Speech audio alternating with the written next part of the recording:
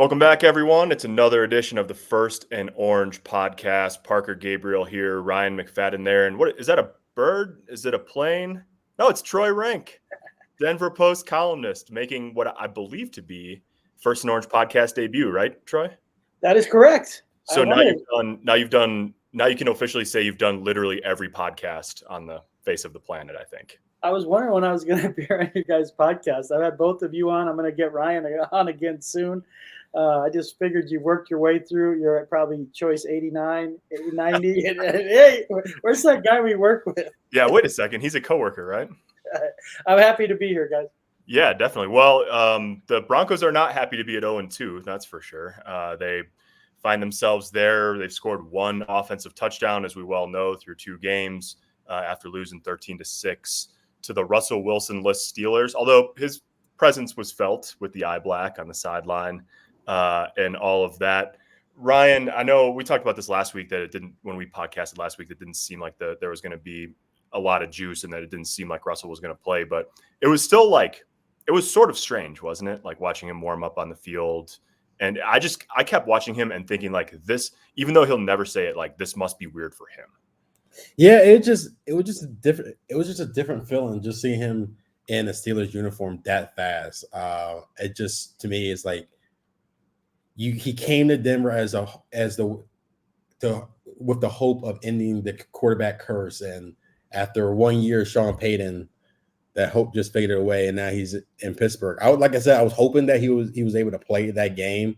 Obviously, the injury changed the plans, but no, that was probably the weirdest thing, just seeing him on the sidelines in another uniform. But I think for the player standpoint, I don't think it was as big of a revenge meetup that a lot of fans anticipated. Yeah, I mean, hopefully not, because it didn't go the way Denver hoped it would. Obviously, the defense played really well. In fact, Troy, after the second play of the third quarter, Pat Freiermuth had a first down. Say that 3 times fast. And then after that, the defense, the only 2 first downs Pittsburgh had after that in the second half were via penalty, defensive pass interference on Surtain and offsides. I think a neutral zone infraction on Jonathan Cooper. And so like the defense has really, with the exception of like the third quarter against Seattle, the defense has played really well so far this year. Now they're going to be tested. I mean, we don't know for sure that Baron Browning's out, but we didn't see him on Wednesday. We'll see if John Franklin Myers gets through the concussion protocol this week. But like, that's a group that, is it too early for 2022 vibes, or is it like this is a really good defense and you just literally don't know if you're going to get anything out of the offense?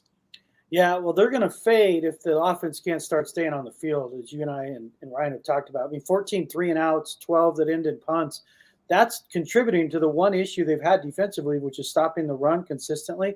They've given up some big numbers in the run, but the defense has played well enough for them to win. And I could say that outside of I think COVID season, 2020, every season over the last 8 years, I could tell you that they've had a playoff-worthy defense.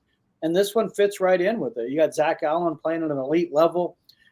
You have their defensive line that's better. They're getting more consistent pressure. They're tackling better than a year ago, but they have no margin for error. Yep. It's like when Pat Surtain, everyone's saying, "Oh, that was terrible. You know, he's not worth the money." Like, if you play corner, you're going to have a bad game. But it's just indicative of how they play football, guys, that every mistake they make is amplified because they don't score points. So when you don't score points, when you give up a first down defensively, it's like, oh, no, how are they going to overcome this? And I covered Peyton Manning. I can't remember the scrutiny on the defense other than when you get to the playoffs, because it's like, well, they're going to give up points, Peyton. They're going to score 30, so it doesn't really matter. And with this defense, I think Vance Joseph deserves credit. Last year at this time, we were, going into that. I think it was right this week, right? We're going to the Dolphins game and talking about, are they going to fire Vance Joseph 3 games into the season? He's the reason they had a 5-game win streak last year. He's the reason they've had a chance to win both these games. I think give Vance credit. The players are buying into the attacking style.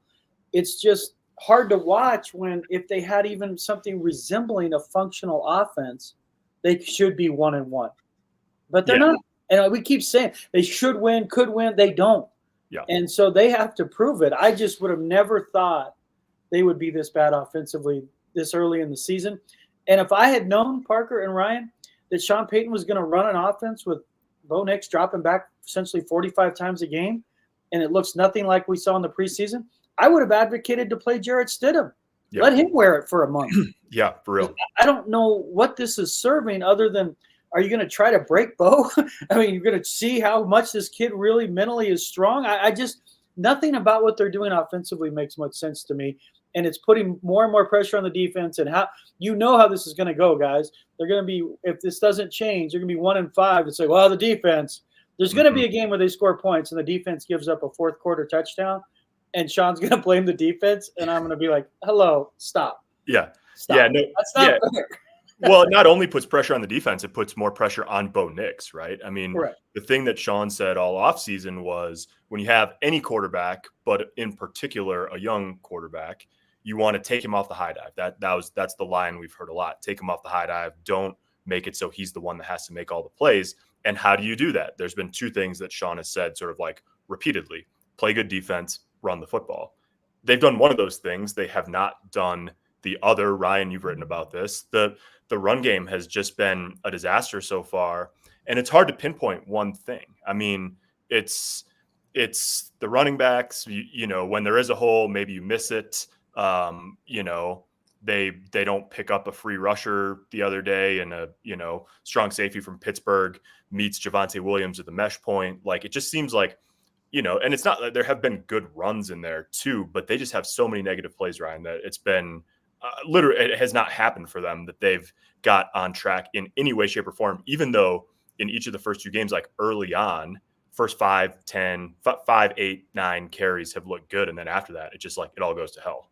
Yeah, it's to me, the offense just is like a complete mess. Like what Troy was saying, if you're in a position where Bo Nix is dropping back this many times and to start his career, I don't think this is good for any type of rookie development. And yeah, maybe you look back at things and you do put Jarrett Stidham just to see how things for like the first month or so, just because this looks nothing of what we saw in training camp. This looks nothing of what we saw in preseason. Even though they were going against second and third string guys, the way the offense was ran, you had that idea. Oh, I think Bo Nix can run this. It was a great balance of the passing game. It was a great balance of the run game. But we're not seeing that. And when going to the run game in particular, it's like you're going from the offense, it's going from protection, run blocking, you're going from coaching, and you're going from just your talent perspective. Yeah, there's times when you look back at these games, Javonte Williams, there's an open hole and he just misses it. You got so you got the vision part of it. My issue is this when it comes to coaching is why steer away from the hot hand? If you remember you go back to the Seattle game, Aldrich Esme's first play of his career, he shoots out of a can and goes for 14 yards. His next carries into like the middle of the fourth quarter. Yeah, and he sprained his ankle on. And then he sprains his ankle. That's why you going into draft for Aldrich Esme in particular, they said we thought this guy's an early down back. If you think he can give you the juice, and he showed it on one drive, yeah, he fumbled the ball, but you got the recovery back. Mistakes happen. It's the NFL, and he's a rookie. Go with the hot hand. You go on Sunday. First carry for Tyler Beatty. Yeah, 16 yards. 16-yard run. One of the biggest run of the whole afternoon. He does not get a whole carry for the rest of the game. To me, I think that's mind-boggling there, because if you're not getting the production you want out of Javonte Williams, I know he's the veteran. I know he's been here in this offense for a while. But if you're not getting the production, you have to move on to the next guy ahead. It's just like it's like in high school sports. If no matter who that player was, if he's not delivering, we go to the next guy. If he's doing it, we keep going with him. I don't understand. That's been for when it comes to the run game perspective. It's like, why steer away from what's working and try to keep forcing the thing you want to work? And if what you want to work is not working, you have to move on to something else. And to me, like going to Sunday, like if Tyler Bailey on his first carry gave you 16 yards, where's the other carries for him? I thought to me that didn't make sense. And to me, I feel you got to feel bad for Vance Joseph, because we've talked about going through this offseason. There's a bunch of unproven guys. He has Riley Moss starting for the first time. You bring in these different pieces at the defensive line. You add in Cody Barton, and he's making it work. He's making it work better than last year when they had Justin Simmons out there. So I look at it like this: like it's going to be And if they fall to 1-5 or 0-6 or whatever, I feel like they might even make him the scapegoat, because in one of those games, it might be something where the defense gives up 30 points, right, or like you said, Troy, a fourth quarter touchdown, or a game-winning drive that leads to a game-winning field goal for the opponent. And then everyone's going to look at Vance Joseph. I'm like, this guy is keeping him in the game. Yeah. If your defense is giving you only allowing 13 points in the game, and I believe it was like 3 in the second half, you have to find a way to win the game. And that's the issues with the offense. That's the issue, steering away from what you wanted to do and not figuring out what the heck to do with your run game. Well, Parker, what I've seen in that run game specifically, what's so disconcerting is it's not one thing. Like, if it were just Javonte, like, you watch the film and say, you know what, he's just not, his vision's not there. He's lost a step. And again, I love Javonte. I love everything about his story. Sometimes people are treating him like he's Terrell Davis. Like, he's never had 1,000 yards. Like, if he's not getting the job done, to Ryan's point, give Tyler Beatty some run. But my point in the run game is he's missed holes. There's no question. And when I watch the film back, when I watch the game back, Quinn Miners and Garrett Bowles have struggled in run blocking. Miners has played probably arguably his 2 worst games since his rookie season, where he's just out over his heels. He's trying to, it's like in baseball, you're trying to hit a home run every at bat. He's doing stuff that's just out of character. So I got to believe he's going to settle down, but that's hurt. Yeah. And the fact that I think Parker, you guys would know this stat, but I think they've been under center 32 times, and they've run like 25 of those snaps. Yeah. I mean, so our offensive line's not blocking well. When we do have the rare hole that develops, our running back misses it. And when we're under center, every team knows we're running. Other than that, it feels like the 97 Broncos I covered. I mean, I know what great running back looks like. I covered Terrell Davis when he got 2,000 yards. And it's these guys in the line, they're links in this chain fence, and they all move together. It's this beautiful ballet. And when I watch the Broncos offensive line, it's like 4 guys right, 1 guy wrong. 3 guys right, 2 guys wrong. And it would be fine, except Parker isn't this why they invested all this money? Right. This was supposed to be the identity of the offense. It's not like this is the receiving core and we're like, yeah, they're struggling because they don't have playmakers. This offensive line, Parker and Ryan, was supposed to be good. Yeah. Yeah, it was. I mean, it's the most expensive group on the roster for sure. They have 4 guys making, $12 million or more cash this year. I think 4 of the 9 biggest cap hits on the team are on the offensive line. And I think you're right, Troy. I mean, it's something different each time. There's so many, we could spend an hour just talking about the run game.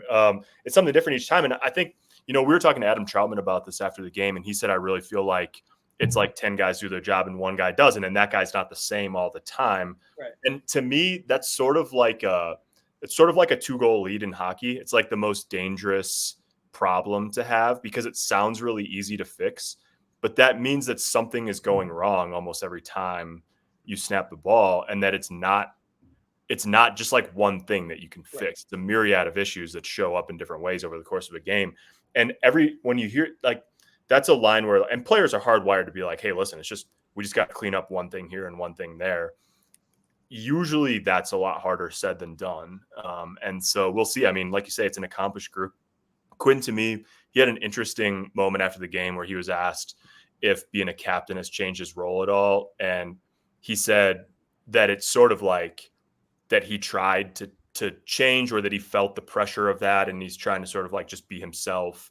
And so I wonder if that's a little bit what's showing through in his play early in the season, where he's like, he doesn't seem like the type of guy where he's going to get paid and then shut it down. Not at all. And so, like, you just wonder what it is. And it could be that he's just put too much pressure on himself, and he's just got contract. He looks like a guy who's trying to live up to a contract and live up to being a captain. These aren't things he is used to. And it's crazy because last year he said he thought he struggled at times because he wanted the contract. Right. And a lot of times when you give a player the contract, they think it's going to make it easier, and they don't realize the pressure that comes with making that money.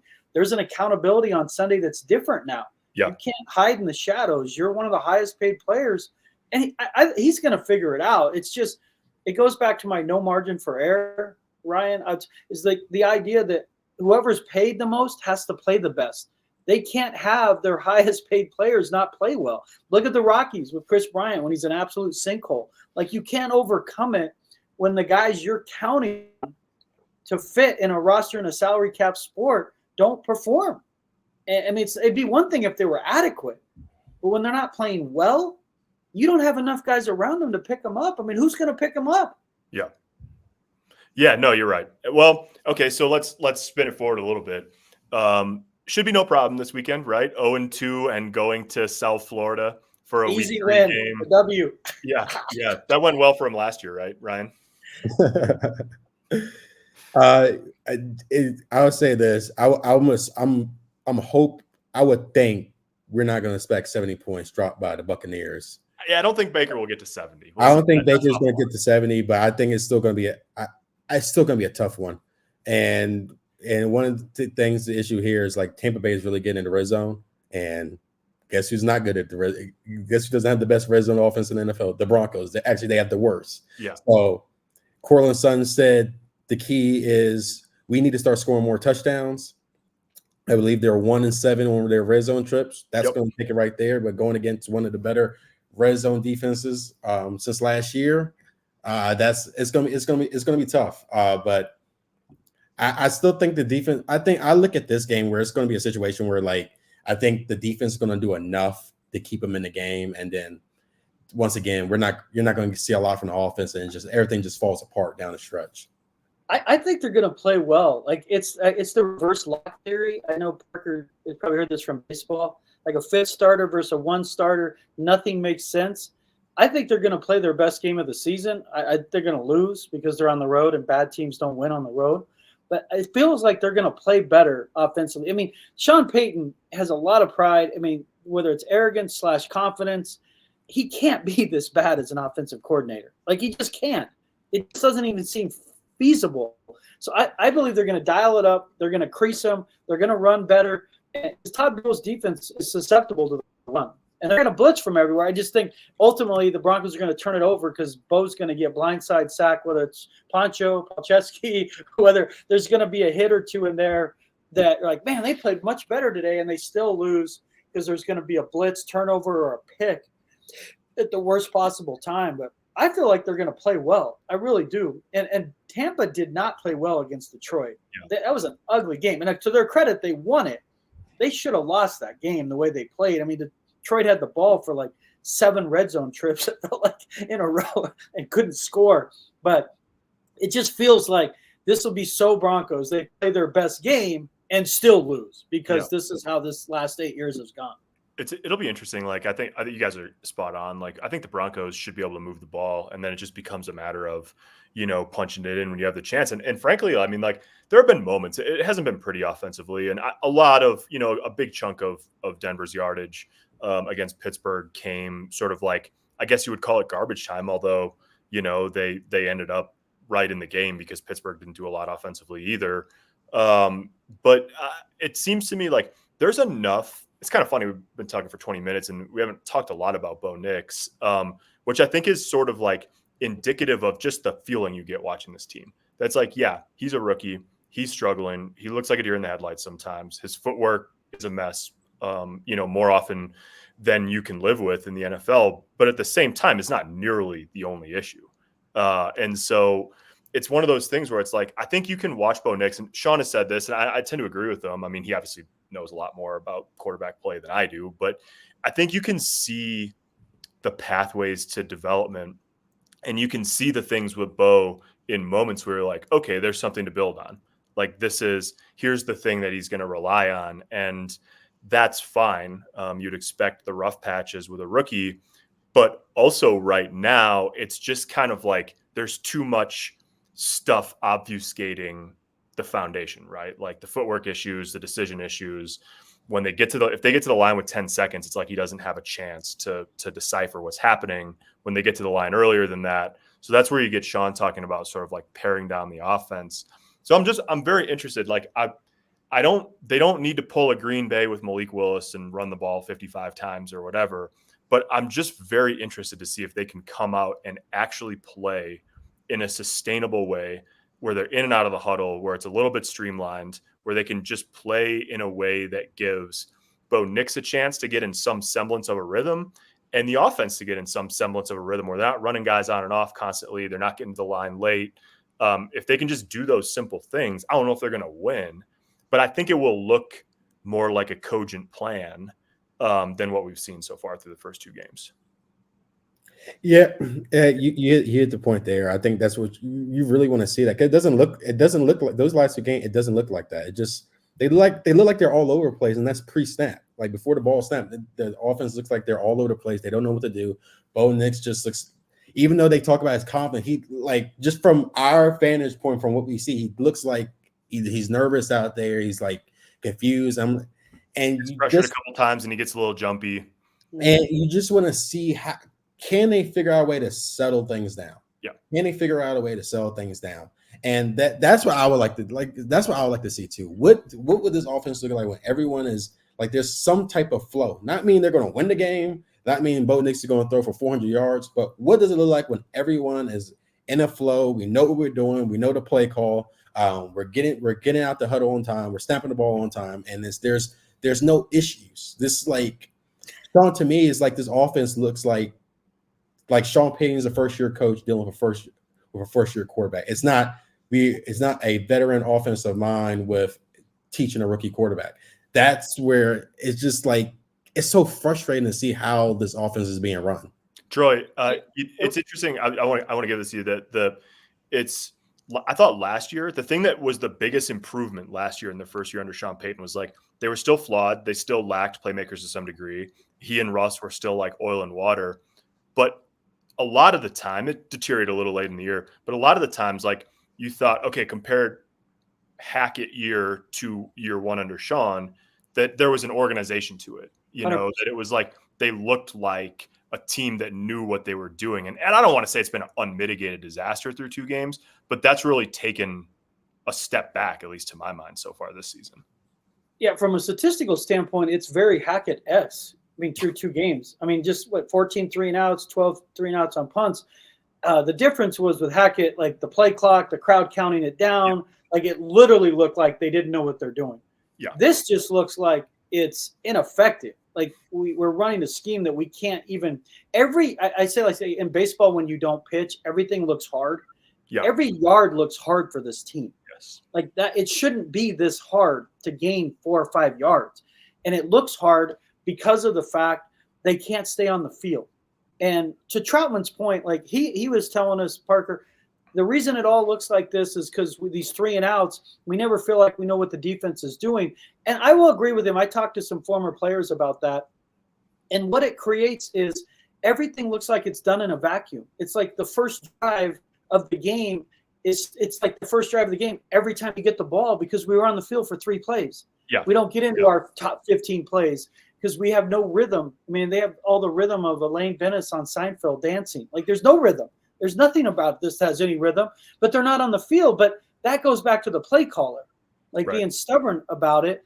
And when I look at what they're doing offensively, it's just they have these line changes like hockey with all the personnel changes. What is the upgrade? For me, I said this on radio this morning, Sean used to try to use personnel changes to create confusion in the defense the way teams use pre-snap motion now.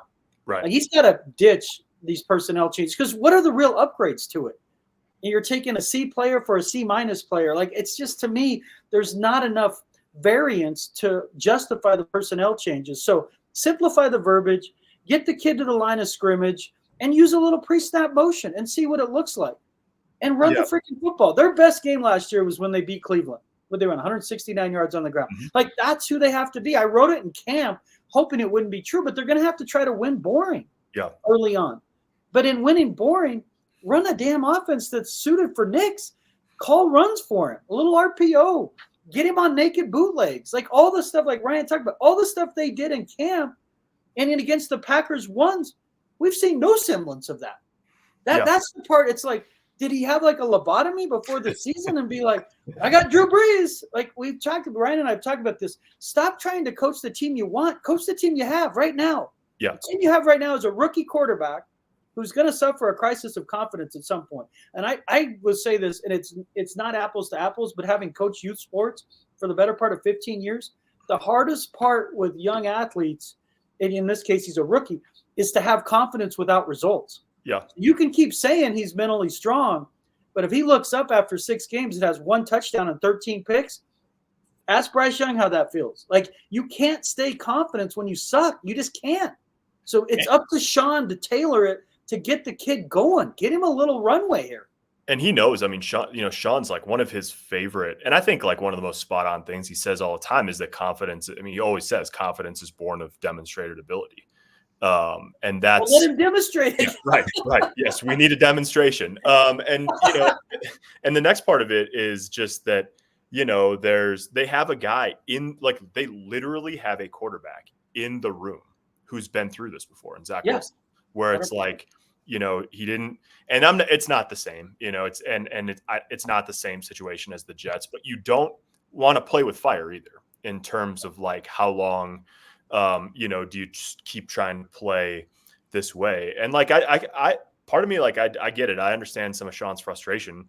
Come out, they hand the ball off twice to start the game against Pittsburgh, and it's 3rd and 10. Right, so I think you're right. It's, you can't be predictable. And part of their issue, some of it's the gun, versus under center splits. But I think, Sean said after the game, he sort of mused, I don't know if the personnel changes are doing us much good. They're not. And I think part of that is because when you don't have players, Ryan, that are like actually versatile, that can actually do a lot of different things on an NFL field at a quality level, what ends up happening is like you bring in Michael Burton and Nate Atkins to run the football, and you bring in, little Jordan Humphrey to run short routes over the middle. And you have all these guys, and Sean always says, oh, I trust this guy and I like him because I know exactly how to use him. And that's all well and good. I would want that as a coach too, guys that exactly what their role is. But when you have, 9 players who have very limited roles rather than 5 players who can do everything, what you end up with is, too much telegraphing of what's about to come. When you run, Marvin Mims and Troy Franklin off the field, and you run Nate Atkins and Mike Burton onto the field. Yeah. I think, I don't know if I think I mentioned this to Troy. I don't know if I mentioned this to you, Parker, or I probably did. It looks like with Sean Payton got to remind himself, he's like, he loves talking about New Orleans. He loves talking about what he did there from everything, from traveling perspective, from practice perspective, game perspective, bus companies, all of it. No, but what he has to realize this: you don't have Drew Brees, you don't have Marquise Colston, you don't have Alvin Kamara, you don't have Jimmy Graham. When you look back at those teams, that was a lot of talent. Yeah. A lot of talent on that team. You don't have that. Cortland Sutton is not Marquise Colston. Greg Dulcich is not Jimmy Graham. And you have to work with the guys you have on the 2024 Denver Broncos. Not what you did 10 years ago in New Orleans. Yes, that worked. And you've won a lot of games in New Orleans. This is a different animal. I think that's his issue there too. And that's where it comes with when we talk about lack of patience, is that it happened so quick for him in New Orleans. Mm-hmm. And like he walked in there and he had Drew Brees is one of the greatest quarterbacks of all time. I don't think no one would ever like argue against that. Like that's a Hall of Famer. We don't know what Bo Nix is going to be like 10 years from now. He might develop into a really good quarterback. He might not. But for right now, Sean Payton has to do a better job in coaching the guys he has. And like you said, that personnel stuff doesn't work, because when you're going from Troy Franklin to Nate Atkins, or you're going from Marvin Mims to Lil Jordan Humphrey, it's not the biggest change in the world. And to me, it's like he has to understand the current position you're in. Yep. And that is, you have a roster of a bunch of young, they're a little bit more younger, a little bit more improving guys, and they don't have the same talent. Don't mean they won't develop into that, but at the current moment, they don't have the same talent as what you had back in New Orleans, and you have to figure out a way to adjust to that. All right. Well, that's a very positive half hour of podcasting about the local football club. Before we go, obviously, prediction time. Remind me, Ryan, I have to get you my prediction for this week for the print newspaper that we put out every day. All right, start with you, Ryan. Let's go around. Broncos at Buccaneers before, we should say, then the sojourn to West Virginia for 3 days of practice at the Greenbrier, and then on to New Jersey. So it's going to be Troy and I are up for like a baseball road trip, basically 3 cities, 9 days. Just some of it will be in West Virginia, which is a new one for me. I know, Troy, you've spent time in West Virginia. Driven through it. I think for my prediction, I'm going to go 23-13 Tampa Bay. I think I will believe Bo Nix will finally throw his first touchdown pass in this game. I think the defense will do enough to keep the game competitive. But in the end, I think Baker Mayfield and company are just going to score points in the second half and pull away with the victory. So 23-13 Buccaneers. Troy? What is the over-under in this game? What does it look? Is it like 40? That's a good point. I know the line is 7. The Broncos have had the lowest over-under total in the NFL each of the first 2 weeks, I think. They've been like around 36 each of the first 2. They play Carolina. It's going to be like 27. Well, no, because it'll be Andy Dalton will be running the show, the Red Rockets. So stop with Andy Dalton. I thought he retired. I legitimately did not know he was still in the league either. Let's see here. Broncos Buccaneers. ESPN bet has the total 6.5. Tampa by 6.5. 39.5 total. Yeah, so Ryan's right at that number. I think they're going to play well. I do. This is just so Broncos of the last 8 years. Play well and lose. I mean, last year, week 3, it was 70-20, so that went over. But I think that similar to what he's saying, I believe it's going to be they're going to go over because they're going to play better offensively, and they're going to lose 24-17. 24-17 on the road. Good teams win on the road. Good quarterbacks win on the road. The Broncos aren't in that position yet, and then they'll be staring at an 0-4 start. I think they're already an 8-point dog at New York, which surprises me because New York's offense is not great. But I say 20. Let's go 24-17. Parker. Broncos lose, but we see signs of life offensively. Yeah, I tend to. I'm sort of like similar ballpark to each of you guys. I grew up rooting for a team from the north. I know the Broncos have had similar issues. Like teams just don't typically go to South Florida this time of year and play well down there. Like it's hard. And I agree with you, Troy, like on the Bizarro thing. In fact, I think when I did the week by week predictions for the magazine, which of course is sort of like a silly exercise, but we do it each year for the magazine. And I picked this as Denver's first win of the season back then, basically because it didn't make any sense. Right. Like teams don't go down there and win. It's a tough place to play in September. It's going to be like 90 degrees and 90% humidity. It's going to rain and all that. I don't actually at this point, I don't think they're going to win. I'm not going to pick them to win. I'll pick them to win at some point after I see them win on the field probably. But I think it's a similar kind of game. So I'm going to say 24-20. I think maybe you get a late score, that makes it a little bit closer type of thing. I'll be surprised if you're sitting there in the fourth quarter and you're like, man, Denver really has a legitimate chance to win this game. But, they've been in the mix the first 2 weeks. So we'll see how it goes. 24-20, that's 3 picks from the Denver Post staff for the Buccaneers at home, Baker Mayfield and company. So Parker's going with the good teams win, great teams cover. So yeah, there you go. Yeah, so the Broncos aren't teams good. Lose, great teams cover.